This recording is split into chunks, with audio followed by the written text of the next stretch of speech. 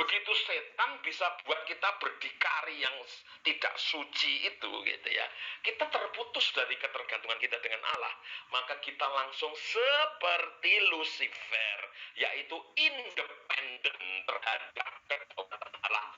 Kita independen terhadap kuasa Allah, kita independen terlepas dari kehendak Allah, kita tereksklud keluar, terpisah keluar dari kehendak Allah, dan kita tidak bergantung lagi kepada Allah. Wow, tahu tidak kenapa hal ini perlu kita bincangkan? Ini menjamin supaya hidupmu tidak hancur, pelayananmu tidak hancur, pekerjaanmu tidak hancur, bisnismu tidak hancur, pernikahanmu tidak hancur, rumah tanggamu tidak hancur, anakmu tidak hancur. Itu jelas penting kita pelajari. Semua titik-titik hancur kehidupan, semua titik-titik hancur kehidupan itu dari sini kebanyakan. Amsal 16 ayat 18. Ada nggak insan Amsal 16 ayat 18? Dituliskah? Amsal 16 ayat 18. Kita hafal semua saya kira.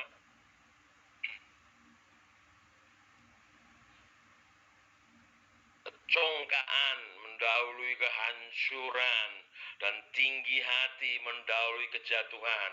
Cara cepat rumah tangga hancur, bisnis hancur, pelayanan jatuh, kepribadian rapuh, hubungan-hubungan patah, rusak, hancur. Cara cepat menuju ke sana congkak, tinggi hati. Sudah.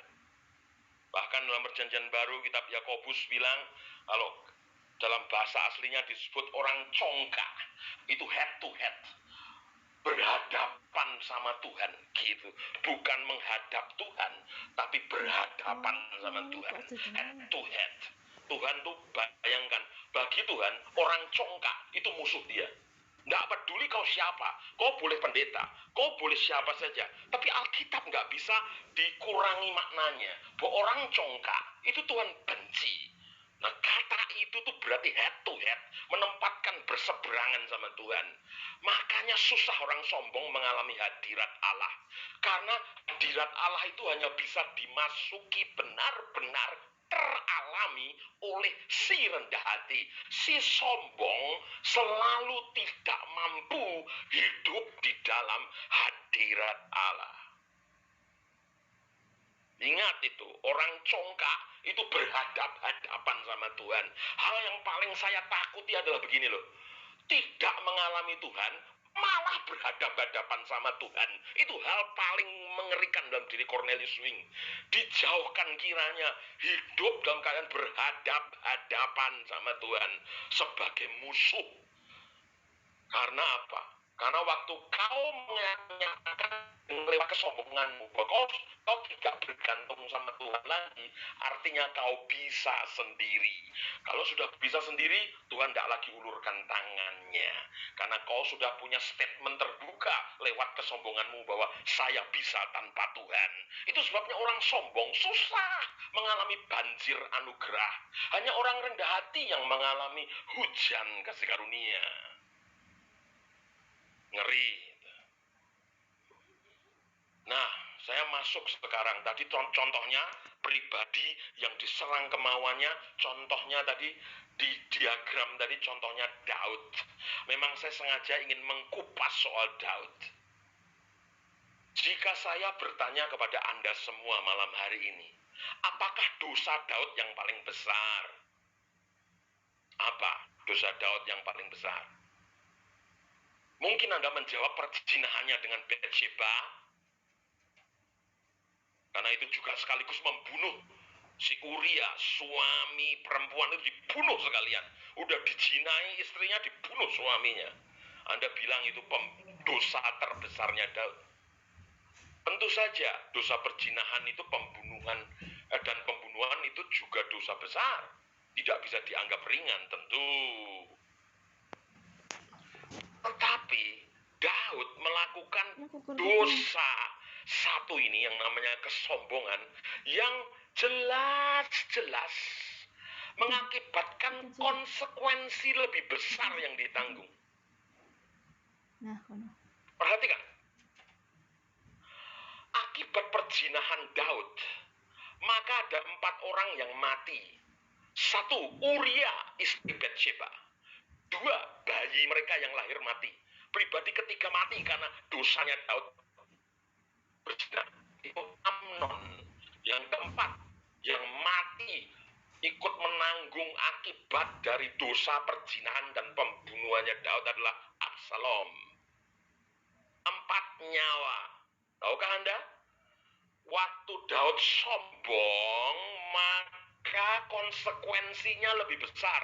Di mana waktu Daud sombong, maka yang mati bukan 4 orang. Alkitab ceritakan ketika Daud sombong, yang mati 70.000 orang. Wow, 4 banding 70.000 orang. Itu memakan banyak korban, ribuan kali lipat dari hanya efeknya hanya sekedar dosa perzinahan. Saya sekali lagi mengatakan, saya tidak kompromi dengan dosa perzinahan, apalagi pembunuhan sama sekali saya tidak kompromi. Oke? Kita serang dosa itu di tengah-tengah komunitas. Roh perzinahan kita citak kepalanya, kita usir dia keluar dari komunitas kita. Oke? Sepakat dong? Namun saya hanya mengarahkan perhatianmu, saudara-saudara, bahwa dosa sombong konsekuensinya lebih hebat. 70.000 orang mati. Dan yang menarik adalah waktu Daud mengaku sama Tuhan di Mazmur 51 tentang dosa perzinahannya, dia udah tiduri Batsheba, dia bunuh suaminya. Tahu nggak? Daud mengakui dosanya dengan berkata, aku berdosa. Tapi ketika dia jatuh pada dosa kesombongan, dia bilangnya beda. Dia bilang, aku sangat berdosa. Oh my goodness. Saya akan contek Daud. Saya punya salah, saudara-saudara. Saya punya keliru, ya. Saya tergetar kalau saya berdosa dan keliru, ya. Tuhan pasti ampuni saya, ya. Saya tergetar setiap kali saya berdosa. Tapi saya mau contek ini nih. Kalau saya pas sombong, saya akan bilang aku sangat salah. Mungkin aku ngomong dengan kata-kata yang menyakitkan orang lain. Ya, aku salah ngomong nggak karuan. Ya, aku salah. Mikir nggak karuan. Ya, aku keliru. Tapi kalau sombong itu aku sangat keliru. Beda, Anda bisa cek di firman Allah. Dia berzina, membunuh, itu dosa berat. Dia bilang aku berdosa. Dia begitu sombong, aku sangat berdosa. Namanya Daud tahu betul hati Tuhan. Dia tidak mau lukai Tuhan dengan cara dia sombong dan dia bilang. Orang sombong itu mau bilang begini sama Tuhan. Aku tidak perlu kau Tuhan. Gila nggak itu? Orang sombong itu seakan mau bilang begini loh. Ah, udah, yang penting mauku bukan maumu. Alah, apa sih? Aku tidak perlu bersamamu. Aku sendiri cukup bisa berdikari. Gila. Orang-orang sombong kemudian telah mengeksklud Tuhan dari hidupnya. Wow, my Jesus Christ. Kiranya malam ini kita tergetar hati kita bahwa kita tuh jangan hanya menjadi sungkan kalau sombong. No. Engkau harus benci kesombongan itu. Sedikit pun itu. Hati-hati pada setiap kebanggaan. Hati-hati sikap setiap kali menerima pujian. Hati-hati, bukan gak boleh. Tapi hati-hati. Hati-hati kalau sudah barusan berhasil. Hati-hati kalau sudah barusan mencapai sesuatu. Barusan menang. Hati-hati, saudaraku. All about grace. Mulai sekarang kita sepakat yuk. Dibanding dosa lain, dosa kesombongan adalah dosa yang patut mendapatkan perhatian ekstra untuk kita tangani yuk. Serius yuk, Bapak Gembala, Pendeta. Katanya orang tinggi hati dan congkak tuh hancur loh. Jatuh loh. Mau nggak hidup kita jatuh hancur? Pelayanan jatuh hancur, duit jatuh hancur, anak jatuh hancur? Enggak dong. Kita pengen hidup kita itu Tuhan luruskan semua. Tapi bukan Tuhan tidak menolong. Kita menciptakan situasi tidak dapat ditolong. Karena kita menolak si penolong. Sombong adalah upaya menolak pertolongan. Sombong adalah upaya menolak pertolongan. Makanya kita doain jemaat kok nggak manjur-manjur ya. Bukan doamu nggak kuasa. Itu persoalan orang yang lagi didoain itu memang punya kecenderungan dan penyakit rohani. Tinggi hati.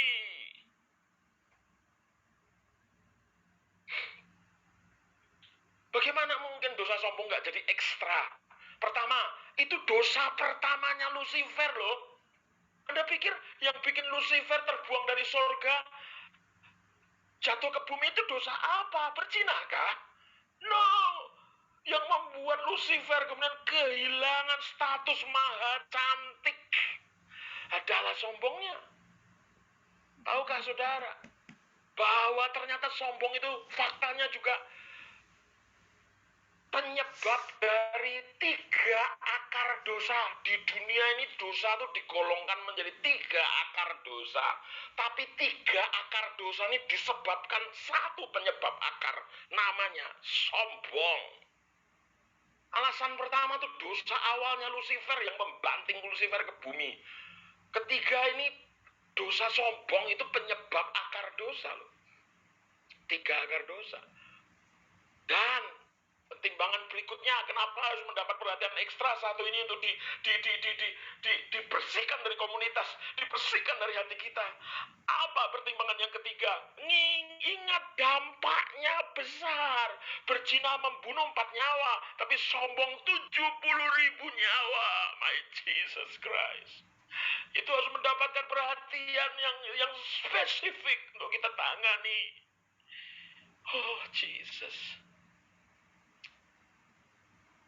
Coba lihat apa yang ingin saya sajikan di screen monitor. Saya baru saja seminar tentang 7 prinsip dasar. Beberapa yang ikut malam ini ada pendalaman lebih lagi. Bisa lihat PowerPoint berikutnya. Diagram itu, San. Diagram 3 akar dosa. Bisakah?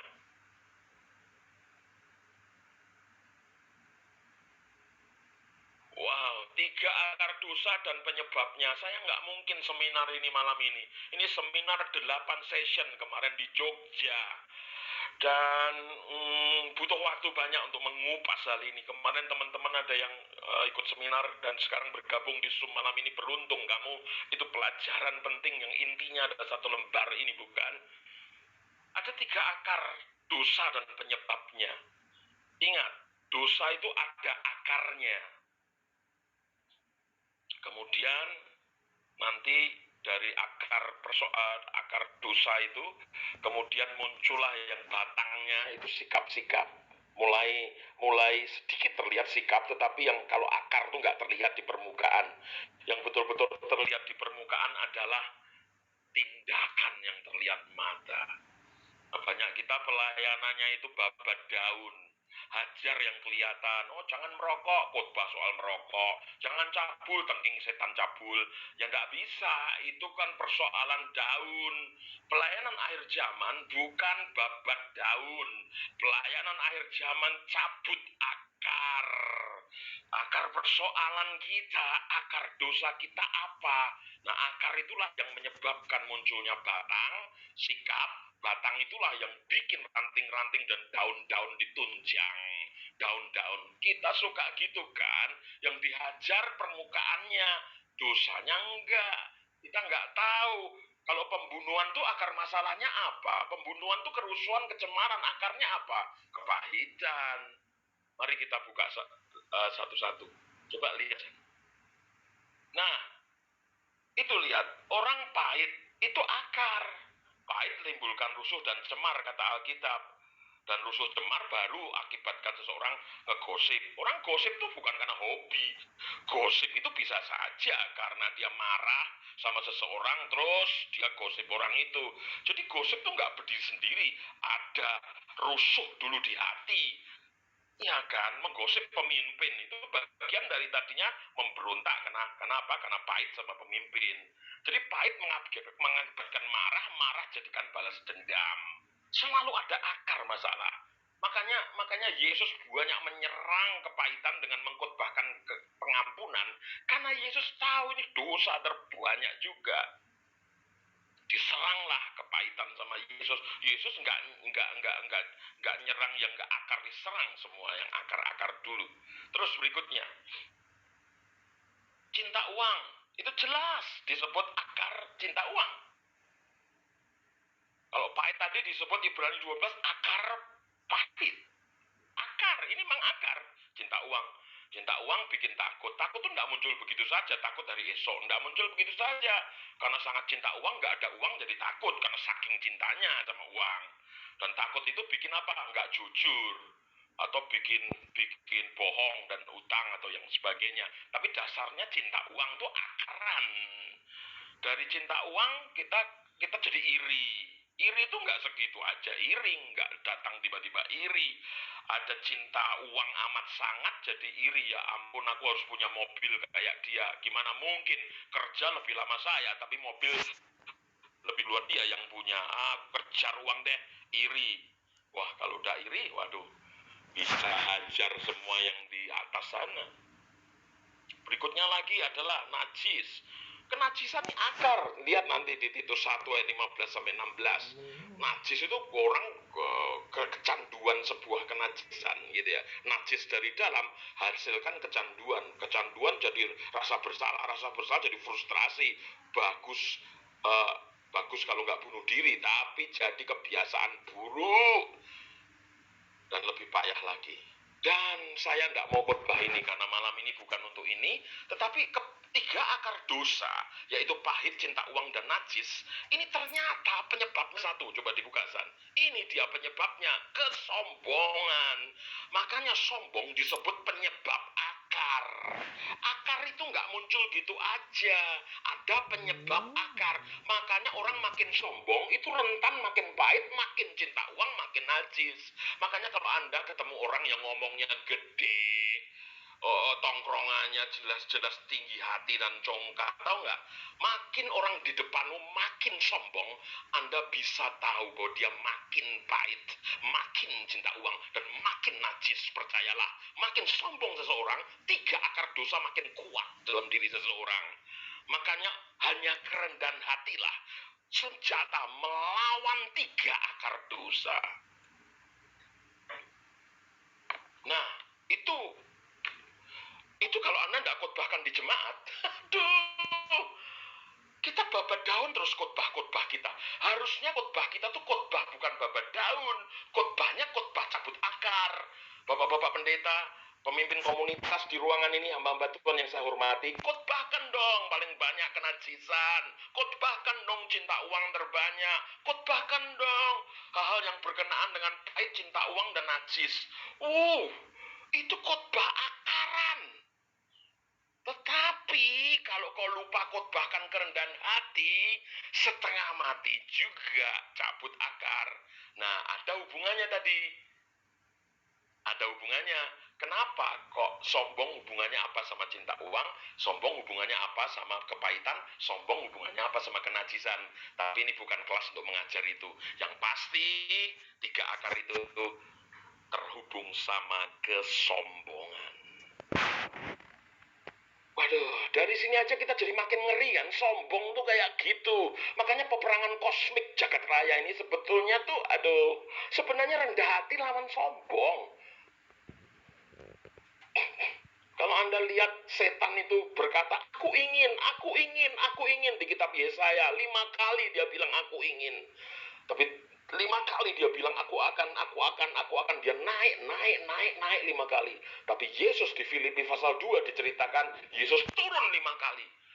Dia tidak menganggap kesetaraannya dengan Allah sebagai milik yang harus dipertahankan. Dia turun lagi satu step, bahwa dia mengosongkan dirinya. Dia turun lagi, dia mengambil rupa hamba, jadi manusia. Dia turun lagi, ambil rupa hamba, turun lagi sampai mati di kayu salib. Setan naik 5 kali, Yesus balas turun 5 kali.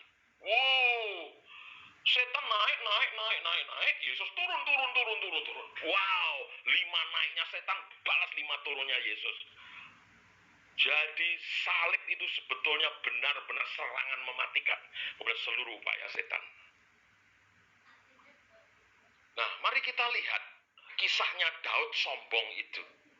1 Tawarikh pasal 21 ayat 1, 2, 7, 8, 14 sampai 19. Oke?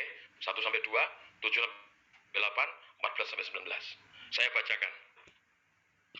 Iblis bangkit melawan orang Israel dan ia membujuk Daud untuk menghitung orang Israel. Benar kan? Siapa yang mendesak Daud menghitung orang Israel? Dan itu motivasinya Daud itu ingin tahu seberapa kerennya dia, seberapa dia telah menang, seberapa hebatnya dia. Dia suruh sensus. Di balik menghitung itu nggak murni sensus, tapi ada jumawa, tinggi hati, congkak raja yang berhasil, congkak. Tapi siapa yang dibalik pendorongan untuk sombong? Iblis. Di catatan saya sampai kasih warna merah untuk iblis bangkit melawan orang Israel dan ia membujuk Daud untuk menghitung orang Israel. Siapa yang ada di balik kesombongan Daud? Setan. Hei, saudara-saudara, sombong nggak pernah berdiri sendiri. Ingat, sombong tidak pernah ada di wilayah abu-abu. Sombong itu setan, sudah gitu aja, udah. Karena pabriknya sombong itu Lucifer, sehingga dia dilemparkan ke bumi, bukan? Pabriknya sombong itu ciptaannya Lucifer. Lihat nih, Daud sombong aja, ternyata ada iblis di belakangnya. Lalu berkatalah Daud kepada Yoab dan kepada para pemuka rakyat, pergilah, hitunglah orang Israel dari Beersheba sampai Dan, dan bawalah hasilnya kepadaku, supaya aku tahu jumlah mereka. Tetapi hal itu jahat di mata Allah, sebab itu dihajarnya orang Israel. Ya dong, kalau itu sekedar menghitung biasa, ngapain jahat di mata Allah? Tentu ada motif-motif tersembunyi. Bapak-bapak pendeta yang saya hormati, yang saya cintai, hati-hati ya kalau lagi menghitung jumlah jemaat. Nanti rohnya sama dengan ini gitu, hati-hati aja, nggak apa-apa lah ya. Menghitung nggak apa-apa, tapi rohnya yang benar gitu.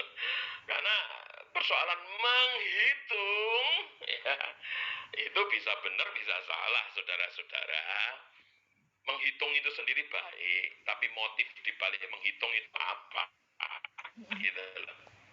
Iya kan? Gitu. Nah, tetapi hal itu jahat di mata Allah, sebab itu dihajarnya orang Israel. Lalu berkatalah Daud kepada Allah, aku telah sangat berdosa. Betul nggak? Tadi aku bilang bahwa untuk dosa berzina, dia bilang aku berdosa.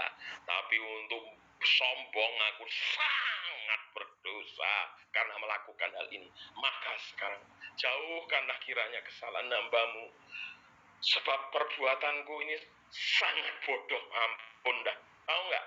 Tahu nggak? Ada korelasi sombong dan bego. Ada korelasi. Daud itu orang yang dekat sama Tuhan, dia penyembah. Dia tahu tindakan apa yang goblok, yang bodoh, dia tahu. Dia rasa kalau dia sombong, dia bodoh. Gitu loh. Kalau yang ngomong bukan Daud, mungkin kita nggak terlalu percaya. Tapi ini yang ngomong orang yang dekat sama Tuhan, worshiper, penyembah. Dia bilang, aku bodoh. Sudah tahu nggak? Setiap sombong itu selalu menghasilkan pilihan-pilihan bodoh dalam kehidupan. Orang sombong itu nggak akurat, nggak punya akurasi dalam kebijaksanaan. Yes. Orang sombong nggak punya akurasi dalam hikmat. Setiap kali entah hamba Tuhan, entah siapapun kita, begitu kita punya benih sombong, kita kehilangan akurasi spiritual. Dangerous. Dia tahu hati Tuhan, makanya, dia bilang, perbuatanku itu sangat bodoh. Dikatakan aku sangat berdosa, tapi juga sangat bodoh. My Jesus Christ. Dalam nama Yesus, malam ini semua yang ikut Zoom ini jangan jadi orang bodoh. Mulai hari ini kita mau terpintarkan oleh anugerah Allah, karena kita mengambil keputusan rendah hati. Dia kudus dari dalam. Jadi Tuhan mendatangkan penyakit sampar kepada orang Israel, maka tewaslah dari orang Israel 70.000 orang. Wow. Pula Allah mengutus malaikat ke Yerusalem untuk memusnahkannya, dan ketika hendak dimusnahkannya, maka Tuhan melihatnya lalu menyesal ya, karena malapetaka yang hendak didatangkannya itu. Lalu berfirmanlah ia kepada malaikat pemusnah itu, cukup, turunkanlah sekarang tanganmu itu. Pada waktu itu malaikat Tuhan itu sedang berdiri dekat tempat pengirikan Ornan orang Yebus. Ketika Daud mengangkat mukanya, maka dilihatnya lah malaikat Tuhan berdiri di antara bumi dan langit, dan di tangannya pedang terhunus yang diacungkan ke atas Yerusalem. Lalu dengan berpakaian kabung, berpakaian kain kabung, sujudlah Daud dan para tua-tua. Dan berkatalah Daud kepada Allah, bukankah aku ini yang menyuruh menghitung rakyat, dan aku sendirilah yang telah berdosa dan yang melakukan kejahatan, tetapi domba-domba ini, apakah yang dilakukan mereka?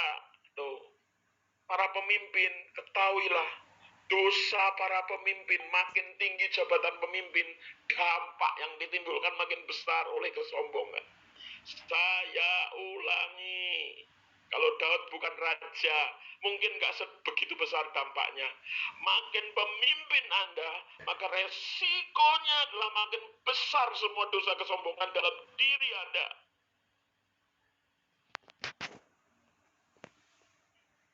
Oh my goodness. Coba lihat lagi slide strategy of Satan tadi yang di awal, Sam. Yang khusus kesombongan saya lingkari.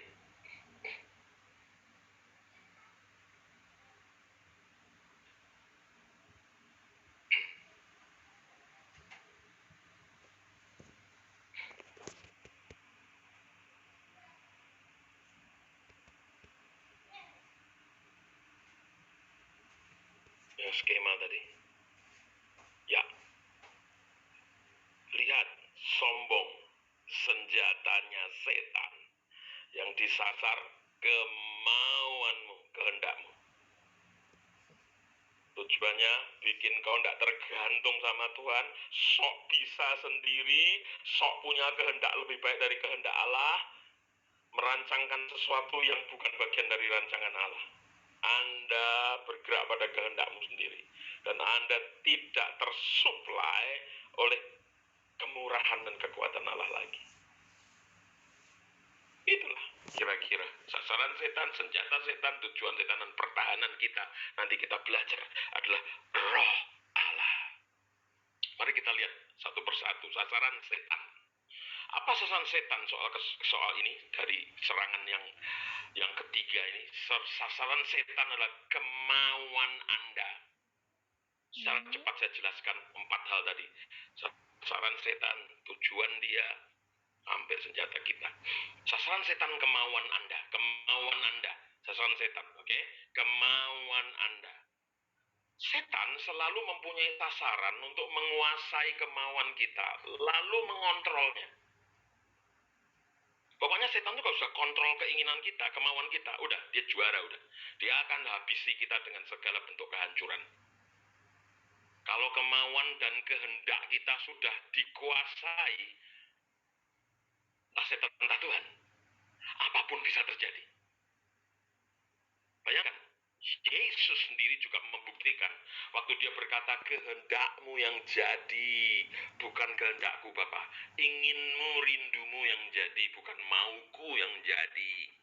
Begitu selesai bicara, tahu nggak saudaraku, jalan salib yang berat akhirnya bisa tertempuh, dan manusia diselamatkan karena jalan salib. Jadi memang kehendak itu kalau dikuasai, apapun bisa terjadi. Waktu kehendak Yesus diserahkan ke Allah, hal yang ajaib terjadi. Karya penebusan tergenapi. Tapi kalau kehendak Yesus misalnya diserahkan ke setan, ya kehancuran dunia dan keselamatan tidak pernah ada pada kita.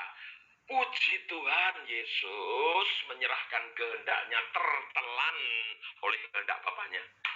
Puji Tuhan, kalau Yesus waktu itu tidak menyerahkan kehendaknya tertelan oleh kehendak Bapaknya, kita nggak selamat. Soal kemauan itu bisa kemudian menentukan kehidupan seorang sejagat raya. Makanya setan dan Tuhan itu rebutan, rebutan ambil kemauan kita, rugi kemauan kita, menangkan kemauan kita. Kenapa? Karena ungkapan peribahasa di luar sana, ada kemauan, ada jalan. Orang bilang gitu tuh, ada kemauan, ada jalan. Memang kok kemauan yang terkuasai, wah, itu hasilkan hal yang besar, hebat. Kalau setan bisa kuasai kehendak kemauan kita, keputusan-keputusan dan tindakan-tindakan yang kita ambil, ya itu besar hancurnya, besar resikonya juga. Nah, mungkin saja setan mulai dengan strategi dia hancurkan Hawa, yaitu lewat menipu pikiran. Atau pakai strategi seperti Ayub, yaitu kasih penderitaan di tubuh. Oke. Namun pada akhirnya setan pasti sasarannya menguasai kemauan. Dia tidak mau berhenti menipu pikiran, dia tidak mau berhenti pada mengirimkan penderitaan di tubuh. Tidak mau di situ. Pada akhirnya selalu target terjauh setan menguasai kemauan. Hal paling penting dari karya salib, di awal-awal karya salib adalah doa Yesus di Getsemani itu. Kehendakmu yang jadi bukan kehendakku. Karena begitu Tuhan Yesus bilang kehendakku yang jadi, gak ada jalan salib. Gak ada. Nah, dalam soal Daud, setan tuh gak serang pikiran Daud. Setan gak serang tubuhnya Daud, gak ada bukti secara nyata. Kita gak lihat itu. Saya sudah lihat banyak ayat, gak ada bukti. Tapi setan memang langsung serang kepada kemauan Daud. Jadi kita tidak boleh menyepelekan sebagai orang Kristen tuh, tidak boleh menyepelekan peranan kemauan, itu tidak boleh.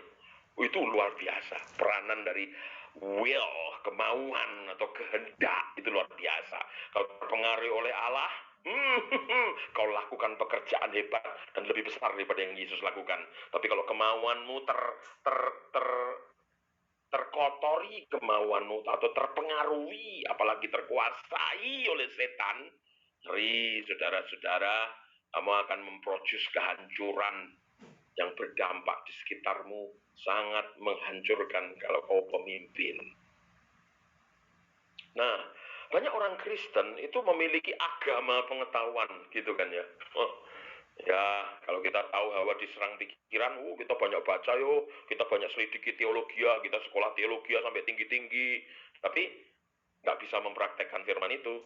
Kemudian menjadi teori doang di kepala dan hidup nggak pernah berubah.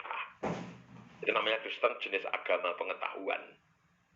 Hanya penuhi pikiran dengan banyak filsafat Kristen, pengetahuan Kristen, itu grup agama pengetahuan. Tapi ada Kristen grup agama emosi. Saya sebut agama emosi. Apa ini? Dipandu sama emosinya gitu. Wah, sampai-sampai itu kalau emosinya sedang nggak oke, dia merasa Tuhan tinggalkan dia.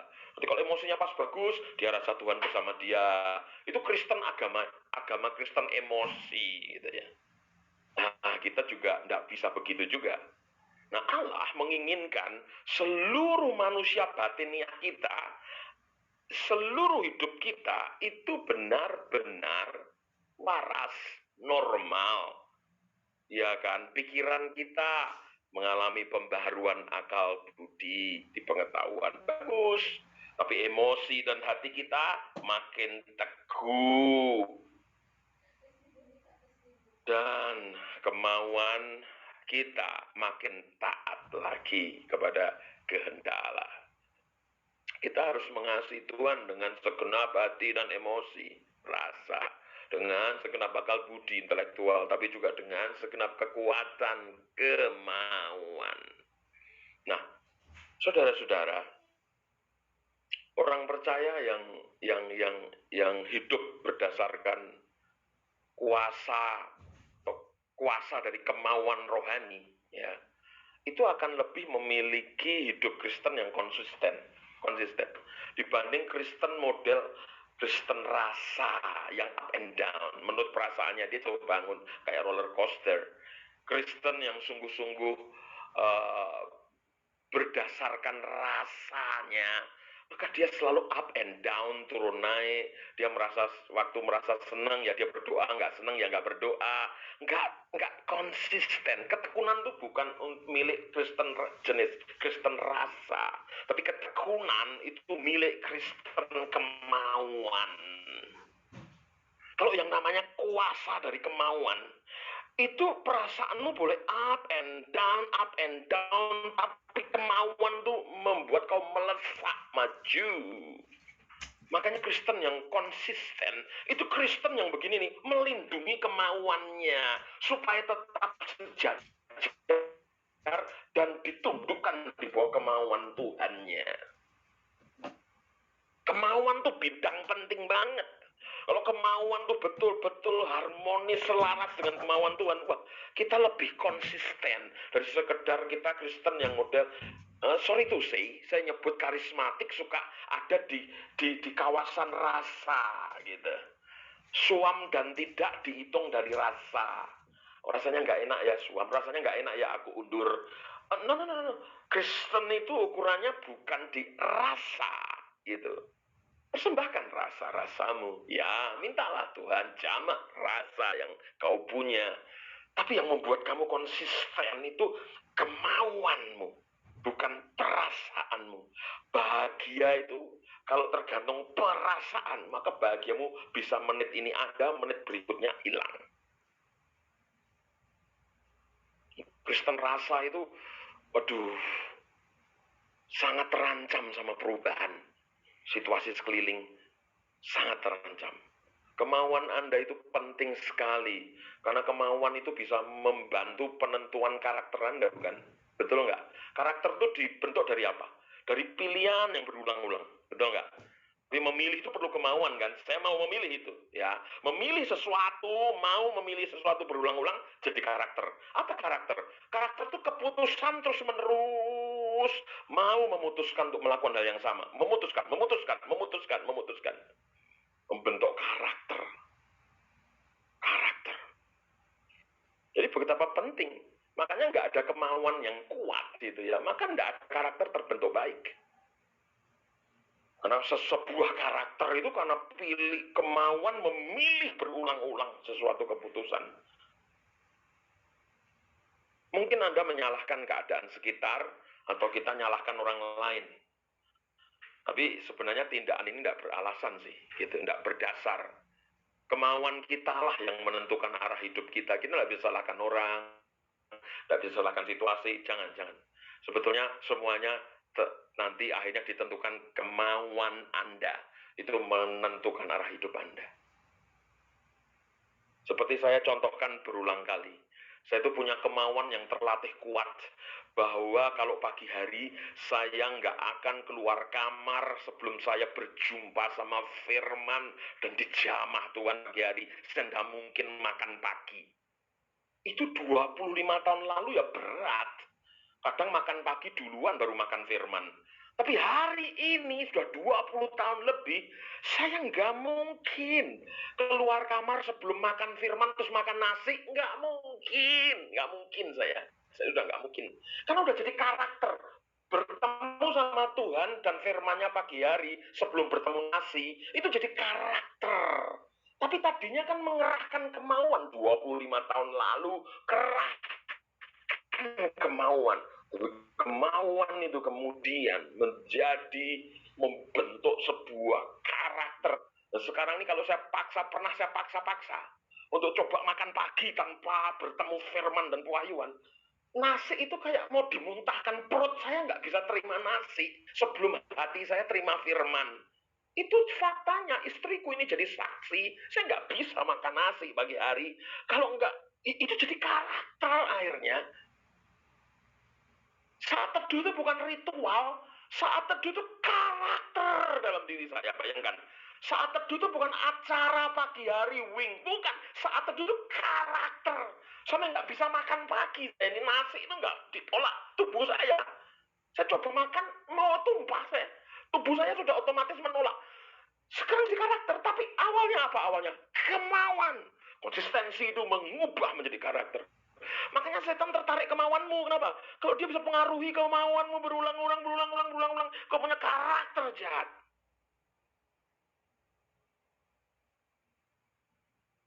Anda diselamatkan karena Anda berkata, saya mau. Betul? Waktu Tuhan memanggil Anda dalam kisah keselamatanmu, apa waktu Yesus memanggilmu dengan penuh cinta? Apa yang bikin kau kemudian masuk kepada kerajaan baru Bapamu? Apa? Bukankah kata-kata, ya, aku mau menerima Yesus sebagai Tuhan. Bukankah saya mau? Kemauanmu itu penting. Kemauanmu itulah yang menyelamatkanmu, bukan? Iya kan? Artinya, waktu Tuhan pengaruhi kemauanmu dalam kasih-Nya, kau memutuskan ikuti Yesus, bukan? Di titik kemauan itu. Dan Anda bertumbuh serta melayani Allah, itu karena setiap kali berkata, kehendak-Mu yang jadi, bukan kehendak-Ku. Pelayananmu tumbuh, bukan? Karena itu. Ya, tumbuhnya hidup kita dan tumbuhnya pelayanan kita itu selalu karena maumu yang jadi, bukan mauku. Maumu itu penting, saudaraku, untuk keselamatanmu, pertumbuhanmu, untuk pelayananmu kepada Allah. Maumu itu. Kita kutak-kutik pikiran, kita kutik perasaan, tapi kita tidak kutak-kutik kemauan. Wah, berat. Banyak orang Kristen beranggapan kasih itu suatu perasaan. Bukan, kasih itu kemauan. Kita diperintahkan untuk saling mengasihi, kan? Tapi Allah tidak memerintah perasaan kita loh. Kita diperintahkan mengasihi. Pengasih itu perintah. Dan itu membutuhkan gini, kemauan. Tuhan tidak memerintahkan perasaan Anda. Tapi dengan segala otoritas yang dia punya, dia memerintahkan kemauan kita. Hei, ini perintah baru kepadamu. Kasihi sesamamu. Ini perintah baru, kasihi saudara-saudaramu. Secara sederhana, sebenarnya kasih Kristen itu berarti berbuat kepada orang lain yang sama seperti yang Allah telah buat sama kita. Kasih Kristen tuh gitu tuh, berbuat kepada orang lain seperti yang Allah perbuat bagi kita. Nah, itu melibatkan kemauan. Ya kan, terus terang.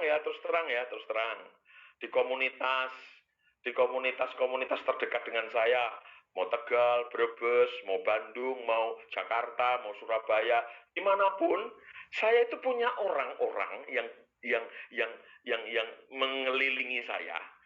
Tapi saya tuh nggak menyukai mereka. Secara perasaan, saya nggak suka mereka. Wah, kalau di layar ini saya suka semua dah daripada dimarahin orang. Saya suka semua kalau di layar ini. Tapi ada orang-orang, jenis orang yang saya tuh nggak sukai loh. Saya apalagi, liburan sama dia 2 minggu. Ini kalau salib itu. Saya enggan ngobrol sama orang itu jenis ini, gue nggak suka. Namun dengan pertolongan Roh Kudus, saya mengerahkan kemauan saya untuk memperlakukan mereka seperti Allah perlakukan saya. Itu kemauan saya putuskan. Kamu tidak menyenangkan, tapi mauku aku kerahkan untuk mencintaimu dengan pertolongan Tuhanku. Aku tuh nggak asik sama karakter, ya ampun, karakter kayak begini, karakter yang menjengkelkan hatiku. Aku tuh orang bersihan ini yang dihadapkan orang jorok. Punya anak rohani yang jorok tuh gimana sih? Saya bersihan terus anak rohani jorok gimana sih? Itu nggak suka banget gitu. Satu mobil apalagi nggak suka kalau tanya paling dalam, hati paling dalam.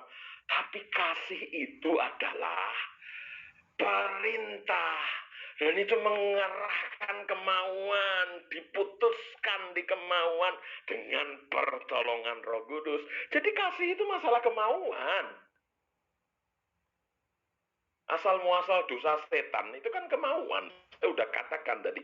Insan coba tolong buka Yesaya 14. Yesaya 14 ayat 12 sampai 14.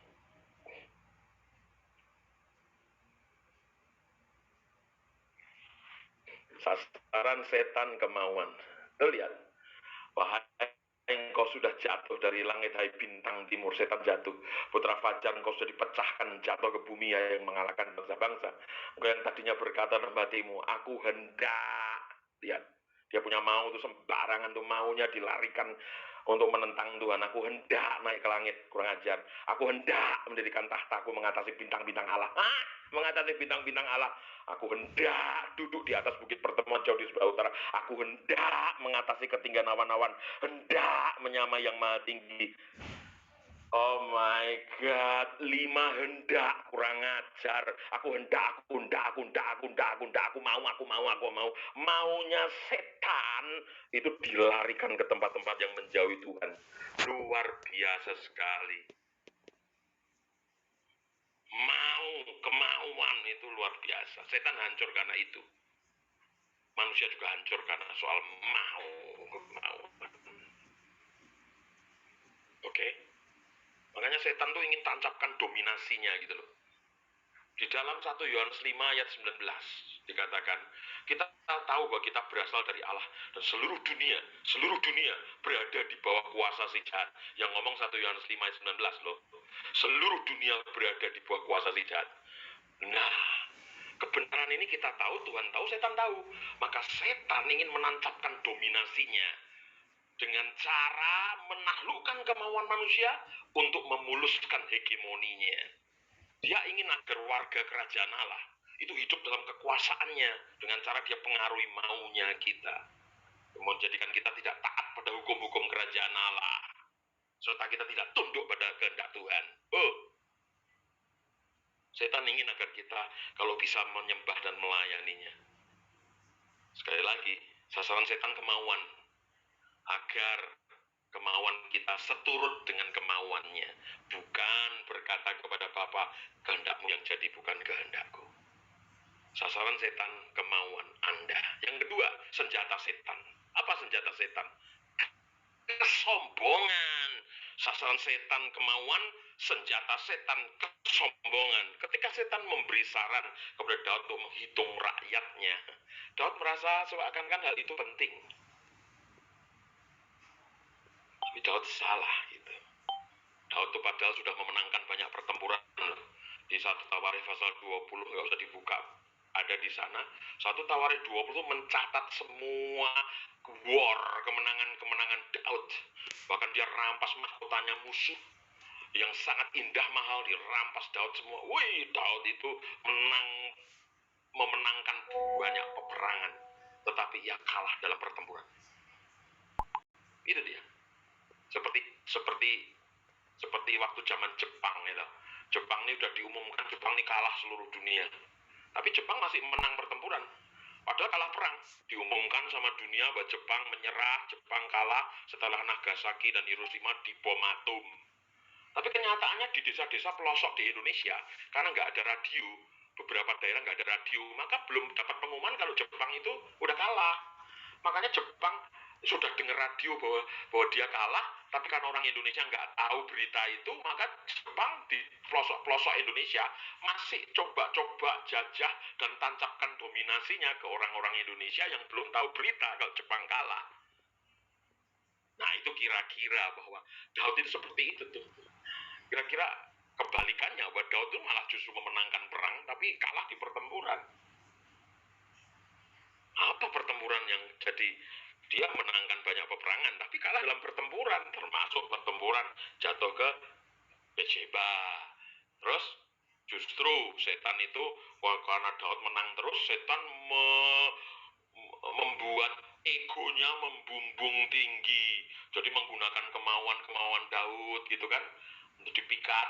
Lihat nih, kamu hebat kan, kamu raja hebat dong. Kamu lihat kamu menang berapa kali. Wah, hitunglah rakyatmu, kamu tuh banyak sekali loh. Hartamu, rakyatmu, pengikutmu, pasukanmu, hitung di sensus saja, keren kamu. Kamu menang terus, hebat kamu, coba dihitung aja gitu. Jadi egonya dibuat membumbung tinggi untuk dijatuhkan. Saudara, perjinan Daud dengan Betseba itu dosa kedagingan, tapi menghitung jumlah rakyatnya dalam kesombongan itu dosa roh. Ingat, berzina sama Betseba, Oke, itu dosa kedagingan. Tapi tahu nggak Anda, dalam 2 Korintus 7 ayat 1, oh kita tuh suka menghakimi orang, dia berzina ya, dia itu ya, dia bunuh orang ya, dia cabul ya, kita coba hakimi banyak orang. Tapi tahu nggak, ada dosa yang seperti ini, 2 Korintus 7 ayat 1. Saudara-saudaraku yang kekasih, karena kita sekarang memiliki janji-janji itu, marilah kita menyucikan diri dari semua pencemaran jasmani dan pencemaran rohani. Dan dengan demikian menyempurnakan kekudusan kita dan takut akan Allah. Menyempurnakan kekudusan kita. Jadi kekudusan kita itu bukan kudus di wilayah pencemaran jasmani saja, tapi ada pencemaran rohani. Kita nih kalau suka sekali kalau lihat orang berzina kita ini, wah dasar pendeta gitu ya. Kita gampang sekali menghakimi orang berdasarkan pencemaran jasmani. Tapi tahu nggak, ada yang namanya pencemar. Mereka yang tidak bersalah karena tidak melakukan dosa jasmani seperti serakah, zina, cabul. Ya, jangan menghakimi orang lain sebab mungkin kita sendiri itu bersalah secara roh. Ada pencemaran roh, sekalipun kita nggak seperti teman kita pencemaran daging, tapi kita mungkin pencemaran roh. Salah satu pencemaran roh yang paling hebat itu sombong. Anda lihat kisah anak yang hilang di Lukas 15. Anak yang hilang ini si bungsu itu berdosa secara jasmani. Dia ambil kekayaan papinya, kemudian dia ke kota, foya-foya, habiskan mungkin untuk pelacuran, mungkin untuk apa. Tapi si anak sulung ini tetap tinggal di rumah loh. Enggak ada pencemaran jasmani loh. Tetapi dia itu sombong banget. Dia tukang kritik loh. Aku nih di rumah terus loh. Kok nggak pernah dipestain? Adikku udah kurang ngajar sama papa. Pulang kok dipestain. Sombong, sok benar si sulung, sok ngeritik adiknya. Tahu nggak? Dua-dua sama-sama dosa. Satunya dosa daging, satunya dosa roh. Kita tuh suka menghakimi orang tuh berdasarkan dosa-dosa yang nampak. Loh, kita yang menghakimi orang itu pun dosa juga. Jadi ada cemar daging, ada cemar jasmani, ada cemar rohani tadi. Orang jarang kan menyorot dosa rohaninya Daud. Menghitung rakyat ini. 70 orang binasa. Dosa, bayangkan ya, dosa perzinahannya Daud dengan Bathsheba itu dikorbankan lebih banyak.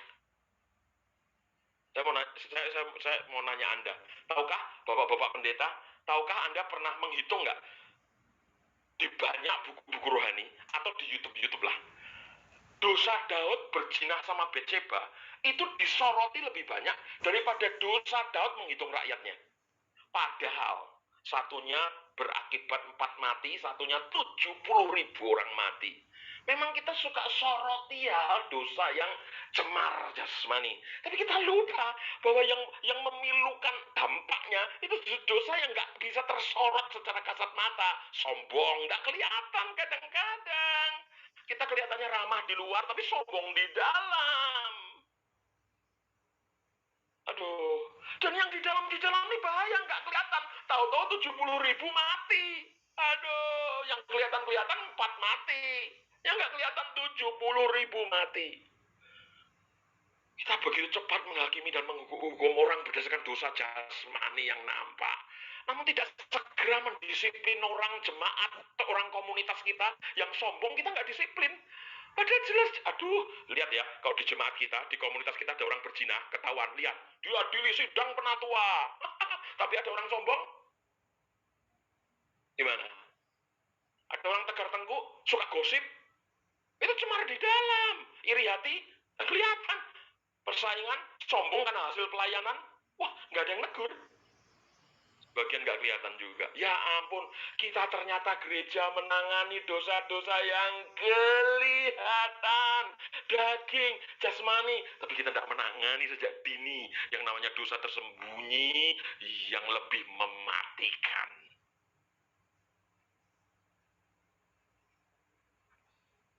Saya melihat banyak orang Kristen muda memaksakan diri dalam pelayanan tanpa persiapan lebih dulu. Setan bisiki orang Kristen muda untuk pelayanan. Kamu masih muda, tapi udah diangkat jadi pemimpin loh. Keren loh kamu loh. Kamu sekarang jadi orang penting loh. Tidak berlangsung lama, kesombongan membuat dia terlempar dari posisinya. Coba lihat peringatan ini, 1 Timotius 3 ayat 6 dan 7. Keren ayat ini. Coba Bapak-bapak pendeta dan hamba Tuhan, mari kita awas nasihat ini. Janganlah ya seorang yang baru bertobat, ini konteks pelayanan, agar jangan ia menjadi sombong. Lagi-lagi ada iblis nih. Agar jangan ia menjadi sombong karena kemudaannya, nggak ada pengalaman banyak, langsung diangkat di posisi kepemimpinan, nggak tahan, kena hukuman iblis. Sedang hendaklah ia juga mempunyai nama baik di luar jemaat, agar jangan ia digugat orang dan jatuh dalam jerat iblis. Di satu ayat yang sama ada 2 kali kata iblis disebut. Jatuh jerat iblis, kena hukuman iblis. Bahaya loh dosa sombong ini. Pemimpin-pemimpin muda di gereja ini. Wah, hati-hati ini. Rasul Yohanes juga pernah mencatat satu peristiwa di zamannya pemimpin gereja, anak muda yang sangat kurang ajar, sombong. 3 Yohanes ayat 9. Dikatakan, aku telah menulis sedikit kepada jemaat, tetapi Diotrefes, nih si orang muda nih, yang ingin menjadi orang yang terkemuka, ingin menjadi orang terkemuka, ini kan nggak kelihatan, saudara-saudara, ingin menjadi terkemuka di antara mereka, tidak mau mengakui kami. Ampun dah, Diotrefes ini sampai menolak perkataan Rasul. Jadi Rasul-Rasul itu perkataannya ditolak sama Diotrefes. Dia ingin jadi terkemuka, dia nginjek Rasul-Rasul. Bahkan Raja Daud membawa kematian dan kesengsaraan Israel hanya karena ia sombong. Oke, senjata setan kesombongan. 3, tujuan setan. Apa tujuan setan? Sekali lagi, membuat Anda tak bergantung pada kehendak Allah, tak bergantung sama Allah dan kehendaknya. Esensi dosa adalah usaha untuk menjadi tidak tergantung pada Allah, independen. Itu esensi dosa. Saya ulangi, esensi dosa itu gitu tuh. Usaha untuk menjadi tidak tergantung sama Tuhan. Itu dosa tertinggi, itu udah terlepas dari Tuhan kok, tidak tergantung Tuhan kok, tidak ngandalin Tuhan kok, itu berdikari yang tidak suci. Dosa inilah yang membuat kita percaya pada dusta setan. Seperti Hawa dibisikin, engkau akan menjadi sama seperti Allah. Ini yang di masa pandemi dihajar, sok bisa. Buktinya pelayanan dibuat lumpuh, pekerjaan lumpuh, bertemu sama jemaat aja nggak bisa. Di masa pandemi diuji. Kita ternyata nggak sama seperti Allah. Kita ternyata bukan Allah. Kita ternyata nggak bisa menguasai situasi. Ya, masa pandemi benar-benar membuat kita berpulang. Hanya Allah saja andalan kita. Makanya pandemi ini sekolah rendah hati. Luar biasa. Pengandalan akan Tuhan. Setan berkali-kali tidak menguasai hidup Anda. Kehendak Anda. Mungkin Anda berpikir bahwa Anda sedang bertindak secara bebas kok. Aku nggak dipengaruhi setan kok. Enggak. Padahal perasaanmu itu bahwa engkau bebas itu sebenarnya itu tipu daya. Sebenarnya perbuatan dan tindakan kita yang sombong itu berada di bawah kendali penguasa dunia. Lihat tadi, berkali-kali kan, kalau sombong ada iblis, sombong ada iblis, sombong ada iblis. Sombong nggak pernah berdiri sendiri. Sombong selalu ada seseorang di belakangnya, setan. Tidak ada sombong di wilayah netral. Mulai malam ini, camkan, sombong tidak pernah netral. Sombong itu jelas desakan bikinan dorongan setan. Tidak ada sombong netral. No. Oh, aku sombong karena ini memang kepribadianku kok. Tidak ada sombong kok kepribadianmu. Nah. Alkitab selalu kalau muncul sombong itu dijodoh-jodohin sama setan, iblis. Termasuk orang muda yang sombong-sombong tadi. Pokoknya setan mendesak Anda untuk berpikir independen. pengusaha-pengusaha yang ada di forum Zoom malam ini, kalau mau mimpin rapat, sediakan 3-5 menit, jangan ketemu di ruang meeting dulu, ada di kantormu, sembahyang, katakan, aku mengandalkan Tuhan untuk mimpin rapat ini dan memutuskan apapun. Wow, Roh Kudus di dalamku kasih kekuatan untuk aku pimpin rapat ini, supaya semua keputusannya ini keputusan yang tidak tahu ke depan hari esok ada apa, tapi kaulah yang punya masa depan. Engkau putuskan apa yang kami harus putuskan. Wah, luar biasa. Yang kayak gitu-gitu tuh dilatih ketergantungan pada hal yang kecil-kecil bahkan. Kita bukan melakukan hal yang besar-besar saja seperti pernikahan, seperti bangun perusahaan, bukan yang gede. Hal kecil-kecil pun tuh bagi Tuhan tuh kehidupan kita soal urusan kecil tuh penting loh. Kalau enggak, bayangkan Tuhan tuh bilang Yesus tuh menghitung jumlah rambutmu. Bayangkan, itu menurut Anda pekerjaan penting enggak menghitung jumlah rambut? Aduh, enggak penting kan? Tapi Tuhan menghitung rambutmu katanya. Padahal jumlah rambut kita tuh, jumlah rambut kita nih berubah. Bangun tidur, brodol 3, gitu. Nanti mandi, keramas, brodol 7, Tuhan ngitung dari awal. Suhu Tuhan selesai ngitung, nanti Anda makan pagi, rambutmu brodol 2 di meja makan. Tuhan ngitung dari awal, gitu kan. Terus kamu ke kantor, brodol rambutmu 10, ngitung lagi dari awal. Anda buat Tuhan ngitung rambutmu sepanjang hari. Coba bayangin. Hal nggak penting itu Tuhan ngitung rambutmu loh. Tuhan tuh pengen kau libatkan dia soal urusan jerawatmu, rambut.